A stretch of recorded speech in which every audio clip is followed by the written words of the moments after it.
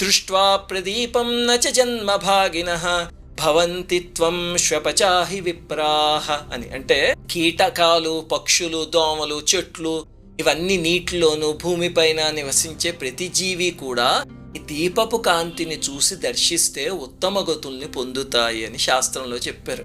చూడండి ఎంత రమ్యమైన ఆలోచన. మనమే కాదు, మన చుట్టుపక్కల ఉన్న అన్ని జీవులు తరించాలి అనే నిజమైన తపనే ఆధ్యాత్మికత. అంటే లోకా సమస్త సుఖినో భవంతు అనే సంకల్పమే నిజమైన పూజ. దాన్నే ఈ కథ చాలా అందంగా చెప్తుంది.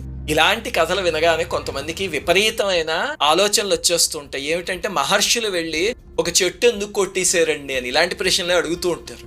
గుర్తుపెట్టుకోండి, ఆ చెట్టుకి అప్పుడు ఆ శాప విమోచనం కలిగి మళ్ళీ బ్రాహ్మణుడు అవ్వాల్సిన యోగం ఉంది. అందుకే ఆ మహర్షుల చేతిలో పడింది. మహర్షులు ఏం చేసినా లోక కళ్యాణం కోసమే. శ్రీమాత్రే నమః.